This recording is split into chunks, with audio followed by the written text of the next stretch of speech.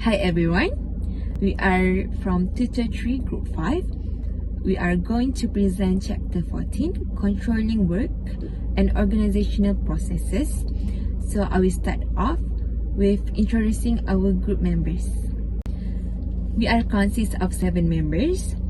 We start off with Lim Xiaoxin, Wong Kai-shin, Fiona Chai-shin-che, Tanjali, followed by Al-AZIZ ADNI bin AHMAD PUAD, SITI MAISARA binti SABARUDDIN, and lastly, ALISSA NADRA binti MOHAMAD ZALAL. Hi everyone, my name is Fiona Chai and I'm going to explain about the discussion questions. First questions. What is the role of control in management? First, ensuring goal achievement. Control mechanisms help managers ensure that the organization is on track to meet its goals. By establishing clear performance and standards based on strategic objectives, managers can measure progress and determine whether the organization is moving in the right directions. This alignment between activities and goals is crucial for overall success. Second, correcting deviations. When discrepancy arises between actual performance and established standards, control systems enable manager to identify these deviations promptly. These corrective actions can take various forms, such as adjusting processes, reallocating resources, and providing additional training. Third, feedback mechanism. Control acts as a feedback loop that informs managers about the effectiveness of their strategies and plans. The information is vital for performance evaluations, strategic adjustment, and future planning. Fourth, enhancing efficiency.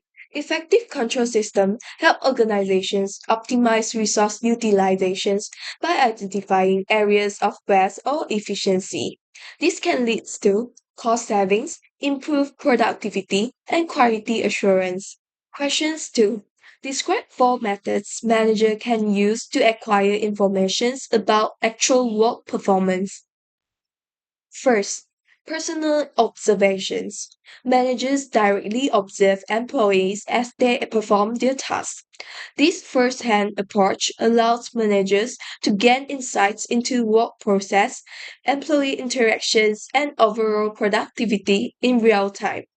First, personal observations. Managers directly observe employees as they perform their tasks. This first hand approach allows managers to gain insights into work process, employee interactions, and overall productivity in real time. Second, statistical report. Manager utilize data analysis tools to generate statistical reports that present performance metrics.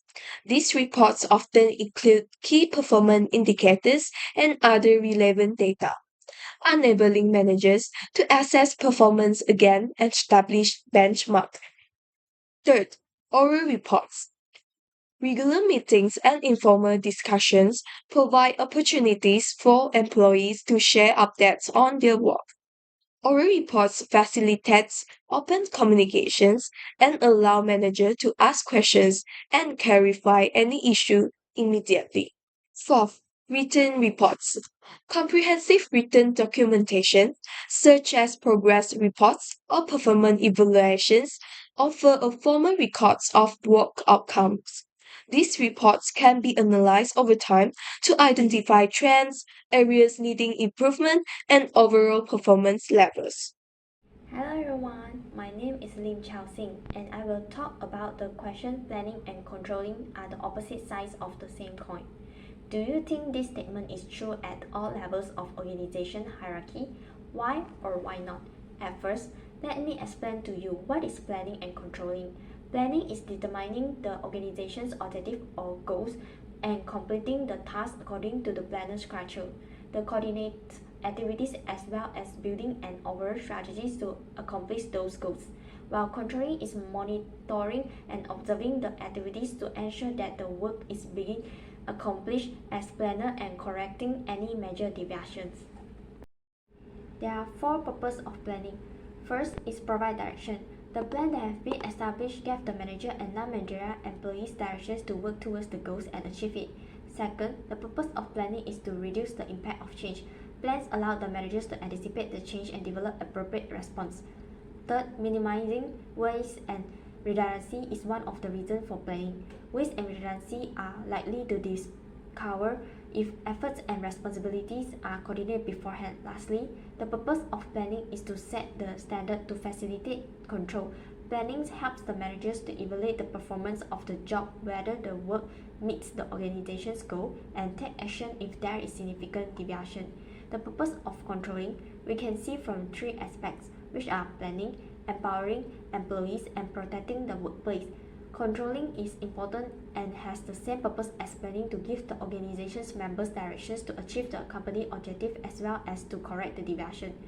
Besides that, the reason that controlling is important is due to the empowering employees.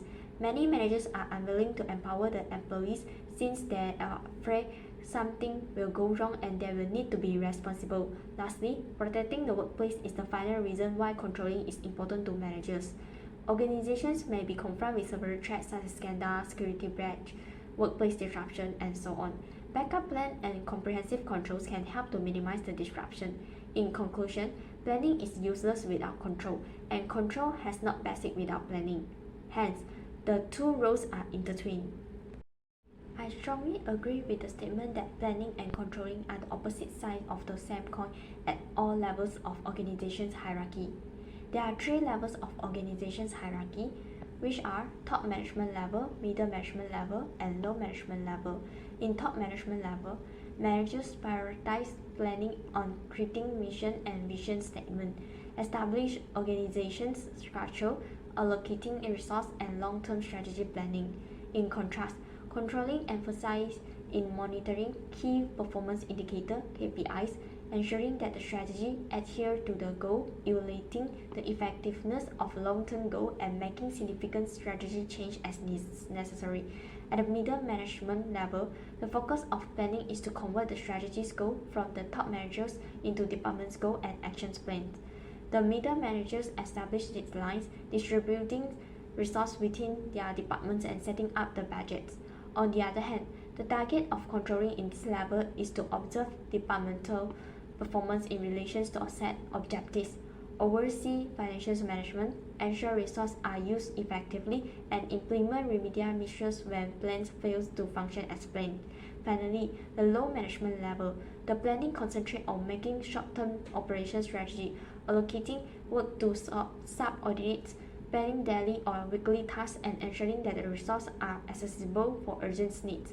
While the controlling objective is to track its task development, make sure the due dates are fulfilled, keeping the quality standard, and resolving any urgent situations that arise. All in all, it seems that planning and controlling are different, but they are interrelated between each other and they are significant and indispensable to the organization operation. Question 4 is about to contrast feed-forward, concurrent, and feedback controls. There are three types of control that managers use in organizations, which are feed-forward control, concurrent control, and feedback control. Feed-forward control is the most desirable type of control. It helps to avoid problems because it takes place before the actual actions occurs. The function of the contrast feed-forward is take managerial actions before an issue happens. The drawback of this control is require timely and precise information that is difficult to obtain. Second, concurrent control. It occurs throughout an ongoing work activities. The well-known form of concurrent control is direct supervision. The benefit of concurrent controls is managers can correct problems before they become worse. Third, feedback control is the most popular type of control. This control occurs upon the completion of activities. The advantage of feedback control is provide managers with useful information regarding the success of their planning initiative. Moreover, enhance motivation.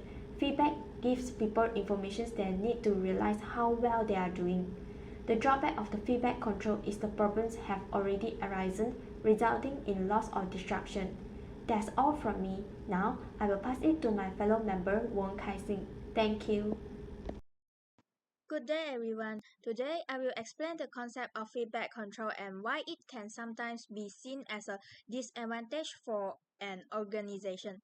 First, let's start with the basis. Feedback is essentially a response or reaction that grows from the receiver back to the center. In organization, it is like a message moving from the bottom level to the top.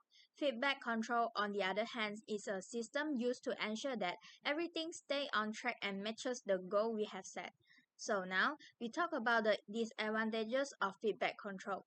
The first disadvantage is that is focused too much on past issues. While learning from mistakes, it is important. It can sometimes cause the organization to miss opportunities for proactive planning and also innovation. The second disadvantage is late response. Since feedback control happens after an event had occurred, so it often takes time to identify issue and implement solution. This delay can make it harder to fix problem in time. Finally, the third disadvantage is missing opportunities by the times the feedback is analyzed and act upon. The organization might be lost chance to take advantage of real-time situation. In conclusion, while feedback control has its benefit, it is important to be aware of its drawbacks. Understanding these disadvantages can help the organization balance feedback control with more proactive approaches to achieve the better outcome. In a nutshell, the controlling process is important because it is working as a critical mechanism to ensure that organizational goals are being achieved effectively. It is helping managers monitor activities, identify and correct deviation, manage risks, and also enhance overall efficiency. By using tools like personal observation, statistical report, oral report, and written report, managers are gathering accurate information about work performance to make informed decisions. The controlling process is also aligning activities with objectives, optimizing resources to reduce wastage, and also addressing errors to keep operation on track. Additionally, control methods such as feed-forward, concurrence, and feedback control are allowing organizations to prevent problems proactively, fix issues in real time, and learn from past action. Although feedback control is offering valuable insight, its drawbacks like delayed response and missed opportunities are also showing the needs for a balanced approach to the control and planning at all levels of the organization. Assalamualaikum and hi, my name is SITI MAISARA, and now let's move on to our second case application, healthy fast food, with topic control, process, and social responsibility. Our first discussion questions: why is it important for Chipotle to revise the company's food handling and food supply standards? Alright, so it is important for Chipotle to focus in its food handling and food supply is because firstly, it to prevent health risks such as Salmonella and Listeria. These both bacteria can lead to death, also preventing future recalls where E. coli contamination in 2015 outbreaks. And Chipotle focusing in food supply is in order to further mitigate risks such as secondary inhibitors in beans and corn. It also to increase their operating efficiency, where Chipotle decided to simplify supply chain management to ensure compliances and easy to monitor. These both actions taken also to rebuild consumer trust after the outbreak news and lawsuit filed to Chipotle, and also it is to keep their promise in food safety and quality standards to customers. Alright, so for our next questions, which controls would be more important to Chipotle? Feed forward, concurrent, or feedback? Explain, and why is this level of managerial controls necessary? Alright, so for this question, I will give a brief recap meaning and also an example of Chipotle actions that relate with the control. Okay, so first, feed forward. It is a control taking action to avoid the problems. It takes action before any issues happen. So also we can call it as preventive measures, where Chipotle strip supply relationships, which is minimum to control the food supply. Also ingredients testing, to make sure the ingredient they put in their foods is quality and safe, and also traceability, where they will track all the inventories taken and also the customers' order beforehand. So next, concurrent is ongoing work, where it is an actions control to correct problem before worsening, right? And also all we can call real-time monitoring, where supposedly do safety inspections to ensure their food safety, to note again miss recurring the outbreaks, and also staff supervisions, where make sure that all their staff comply with the standards, with the cleanliness and also the safety process. Also supply chain monitoring, like it seems straightforward, but it's also concurrent because it is real-time monitoring for supply chain. And lastly is feedback. Feedback occurs after completed the activity, so it's called as post-activities analysis, which such as customer reviews, like online reviews, stars. They give the feedback to Chipotle through online or also physical review, and so audit and inspections from the auditors, where it's inspect on the process of Chipotle making their products. Hence, for my opinions, the crucial control for Chipotle is feed-forward, but concurrent is important for long-term operations. Actually, the three control is important, but the most important control, in my opinion, is feed-forward. Alright, so continue to explain the importance of major controls, the three controls mentioned. Now, so first, it's to preventing problems before occur, like because of we take action of feed-forward controls. It can help for Chipotle to adjusting strategies before affecting its performance. Next is also can monitoring operations for Chipotle to maintain their efficiency, performance, and also to ensure smooth performance of their food productions. And lastly is to evaluating past performance, like with the feedback, its ability for Chipotle to make adjustments and provide insights for future performance. Next, how can Chipotle make sure that employees are following the new food handling standards? So for these questions,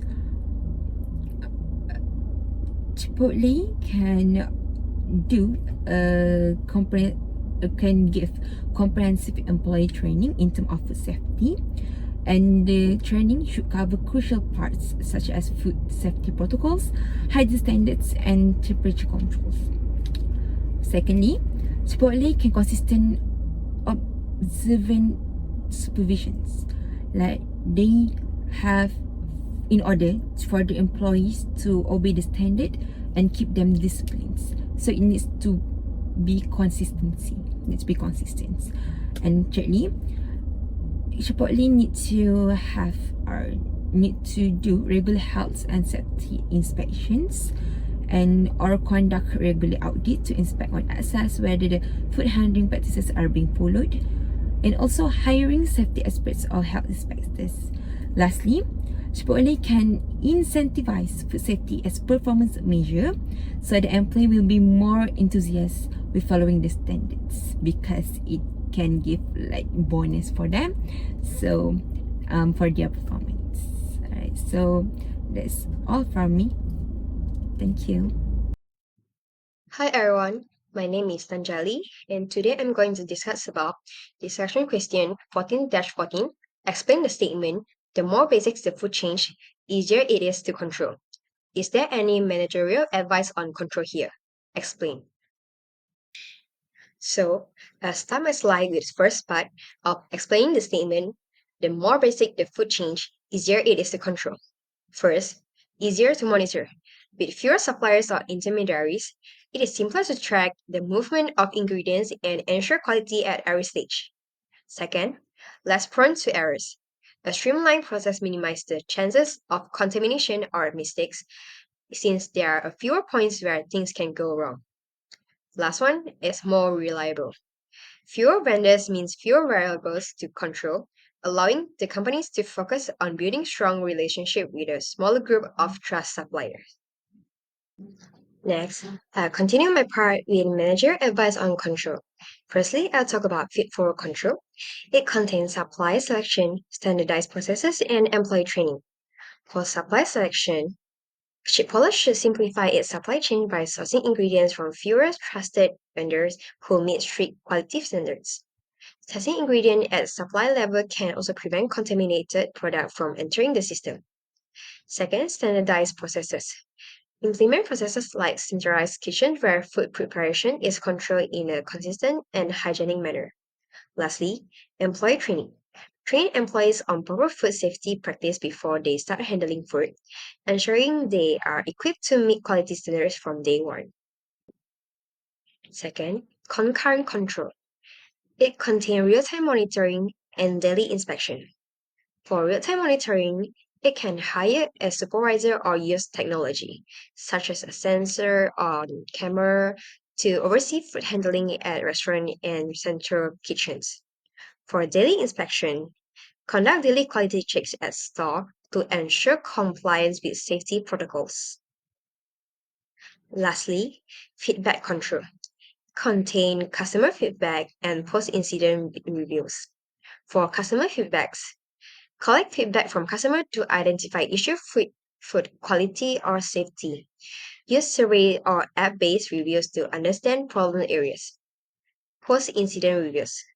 It analyzes incidents like food contamination outbreak to determine root cause and implement corrective measure.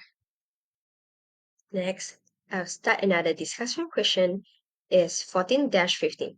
What roles do social responsibility and ethical behavior play in ensuring that controls are appropriate and working? I'll talk about three social responsibility and ethical behavior. First, protecting customers' health. Ensuring the safety and quality of food is an ethical obligation for Chipotle. By prioritizing customer health, the company implements strict safety protocols and controls to prevent contamination and ensure safe food handling. Second, building and maintaining trust. Acting ethically fosters transparency and trust with customer, employees, and other stakeholders. Control root in ethical behavior shows that Chipotle prioritizes its values over profit. Lastly, ensuring accountability. Ethical behavior holds all parties accountable, suppliers, employees, and management. For maintaining quality and adhering to control, ethical companies do not cut corners or ignore violence for short-term gains. Now, I'm going to talk about Summary Focus Application 1. First, Chipotle aims to redefine fast food by promoting food with integrity, emphasizing fresh, non-GMO, organic, and locally sourced ingredients. Second, as Chipotle expanded to over 2,200 locations, maintaining its high food quality and safety standards on a national scale became increasingly complex. Third, Chipotle faced severe food safety issues, starting with an E. coli outbreak in 2015 in SITI, followed by norovirus and salmonella outbreak across various states. Fourth, more than 500 customers fell ill due to contaminated food, leading to a 30% drop in sales, store closure, lawsuit, and a decline in the company's stock value. Fifth, unlike competitors that centralize sourcing, Chipotle source ingredients locally and rely on in-store food preparation, which heighten food safety risks. Next, in response to the crisis, Chipotle centralized part of its food preparation process, reduced the number of suppliers, and implemented enhanced testing and training protocols. 7.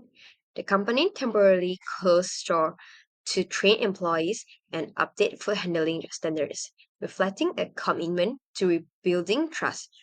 8. Founder and CEO Steve Ells stepped down during the crisis, allowing new leadership to guide the company through its turnaround. 9. Under new management, Chipotle focused on regaining customer trust and improving safety while achieving better than expected sales results. The last one, this case emphasized the importance of maintaining strict quality controls and adapting operations as a company grows, especially when aligned with social responsibility and sustainability goals. Alright, let's move on to the second case application. If you can't say something nice, don't say anything at all. The topic is employee performance control. Here are the overview of the topic. Controlling employee performance is essential for managers to ensure that their organizational goals are achieved effectively. So some companies like BCG, which is Boston Consulting Group, are shifting from traditional feedback system to focusing more positive reinforcements. So at BCG, managers now highlight employee strength during performance reviews, focusing on growth and also improvement rather than dwelling on mistakes. So this change actually came after BCG noticed that their employees were upset for extended periods after negative reviews, and also some of them even left the group. Other companies like PwC have adopted other strategies by focusing on employees' future within the company rather than just correcting mistakes. PwC encouraged employees to celebrate success by sending e-cards or shoutouts to colleagues who perform well. Additionally, BCG and PwC reward positive performance with monetary incentive, further reinforcing their culture of recognitions. Actually, not all companies are embracing this positive feedback. For example, Netflix has a very different approach, emphasizing high performance and also tough feedbacks. The Netflix CEO, Reed Hastings, promotes a high-performance culture where employees are expected to meet high standards and underperformance is also not tolerated. And the case contrasts two distinct approaches, which is one that focuses on celebrating success and future growth, and another one that demands top performance and also direct feedbacks. The first discussion question for this topic is controlling employee performance an important responsibilities of managers? Discuss. Yes, controlling employee performance is a crucial responsibility for managers. Employee performance is directly linked to the achievement of organizational goals. So, by monitoring and guiding employees' performance, managers can ensure that work aligns with the company's objective and that employees are fulfilling their roles effectively. So, these responsibilities involve: first one is goal achievement. So, goal alignment is one of the main roles of a manager is to ensure that individual employee efforts contribute to a broader organizational goals. Without performance control, employees may not focus on tasks that truly drive company success. Second one is identifying and addressing performance gap. Managers can identify when employees are struggling, which helps address problems early before they escalate. So this proactive approach ensures that issues are resolved quickly, maintaining team morale and also organizational performance. The third one is ensuring accountability. So managers are responsible for holding employees accountable for their actions. So this means that providing feedback, rewarding achievement, and also addressing areas where improvement is needed. Next, controlling employee performance is crucial for boosting motivations. So performance management, when done effectively, can actually motivate employees by recognizing achievement and helping them develop professionally. So positive feedbacks helps employees feel valued, while constructive criticism provides opportunities for growth. Besides, it's also important for improvement and growth. So managers can identify weakness and allow them for skill improvement. And last but not least is ensuring organizational success. So managers need to check the employee performance regularly to ensure work meets the required standards and also expectations. So it also ensures that the workforce is contributing to long-term success. Now, let's move on to the next discussion question. The question is, should managers focus on only positive feedback? Explain. So these are the reason why or the benefit if the managers focus only on positive feedbacks. So first, it will increase job satisfaction. So positive feedbacks boost employees' sense of accomplishment, leading to a greater job satisfaction. So happy employees are more likely to stay with the company and perform at their best. Next one is it improve employees' engagement. So when employee receive positive feedback, they will feel more engaged with their work as it makes them feel their contributions are valued and also recognized. So other than that, it can also build trust between managers and also employees. So positive feedback shows that managers genuinely paying attention to their work and are invested in their success. So this will build trust and also strengthen their working relationship. Besides, it can also foster creativity and innovation. When employees feel safe and valued, they are more likely to share innovative ideas and creative risk. So positive reinforcement encourage a mindset of innovation because employees feel their contributions are welcome and supported. So last but not least, the benefit of managers give feedback is it can boost productivity. So acknowledging and celebrating success can inspire employees to work harder. So when they know that their efforts are noticed, they will go to extra mile and maintain high level of productivity. For question number 18, what are the risks associated with providing employees with only positive feedback and providing limited feedback on areas of improvement? There are three drawbacks of focusing only on positive feedback. The first one is complacency, where employees may not recognize areas for improvement and may stop striving to improve. Without constructive feedback, employees may become complacent, where they assume that their current performance is sufficient enough for the company. This also may reduce the motivation for the employee to strive for excellence or to take initiative or for self-improvement. The next one is lack of growth. Without constructive criticism, employees might miss opportunities to develop skills and correct their mistakes. The limited feedback also on the improvement areas could deprive the employees of learning new talents or discover their new skills. The last one is limiting organizational learning. The organization ability to improve may become stagnant as it fosters its culture of continuous improvement. When the employees does not improve themselves to increase their productivity or to increase their creativity skills, it may affect the company where the company may become stagnant in adapting in the new market or trying to innovate a new product. For question number 19, where would you be more comfortable? An organization with a performance review approach more like the Boston Consulting Group or more like Netflix? Make a list of the pros and cons of both approaches before you make your choice. What career advice could you take away from this?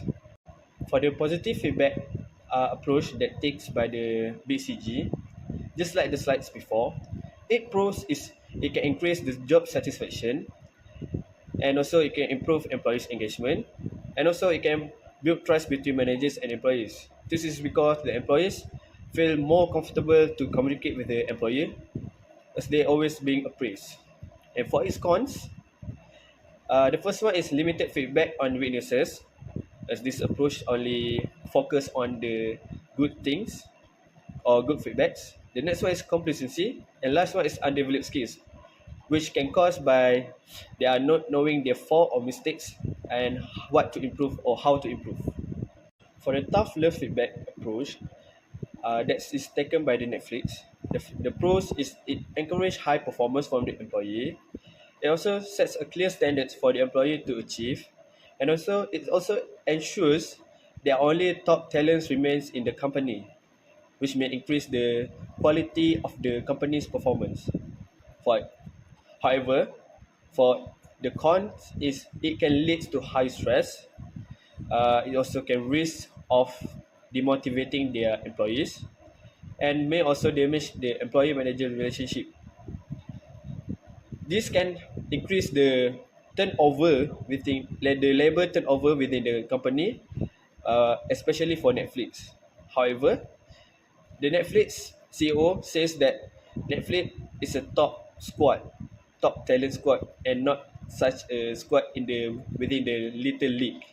For the career advice, the first one is about the organization culture. You have to understand the culture of the organization by doing some research, and also you have to choose an organization that their culture align with your personality, your resilience, and your career goals. Besides that, you have to seek balance in the feedback, where you have to seek both type of feedbacks on where to improve or what to maintain.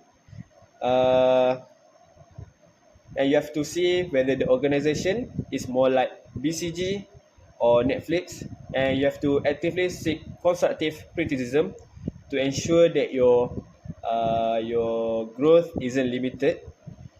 And also the next one is about communication. Well, communication is the key, because if the feedback methods doesn't suit you, you have to communicate with your manager or your co-workers about how you can receive the feedback more effectively, or you can communicate effectively. Last but not least is about the adaptability skills, where you have to train yourself to adapt in different working environment or different culture, because different company have different culture, just like the example given, which is between BCG and also different Netflix, which have very different culture.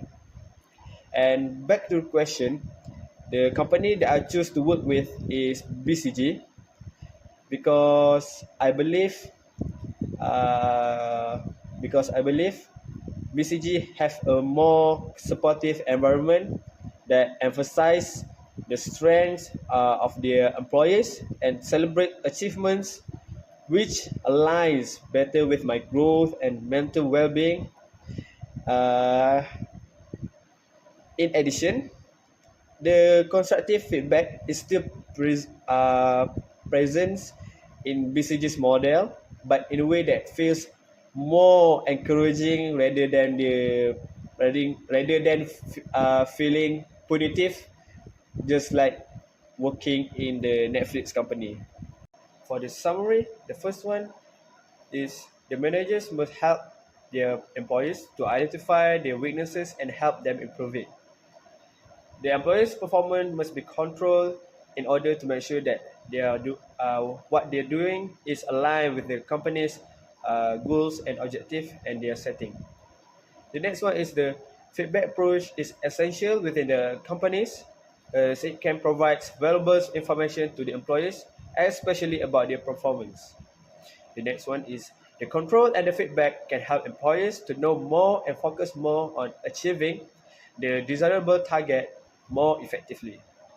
And last but not least, both controlling and feedback will provide them a continuous learning, as they will keep improving themselves in order to level up their position and to gain more wages.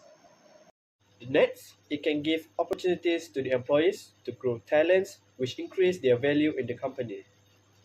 The PricewaterhouseCoopers LLP focus more on the employee's future role rather than their past mistakes, and promote a more supportive working environment. Netflix CEO focus more on the superb performance in order to maintain its company on the top of the league. The change of style in BCG is because of the observation that the employees turnover due to managers' bad comments. And last one, different companies have different style of approaches to control the employee performance. So that's all from us. Thank you.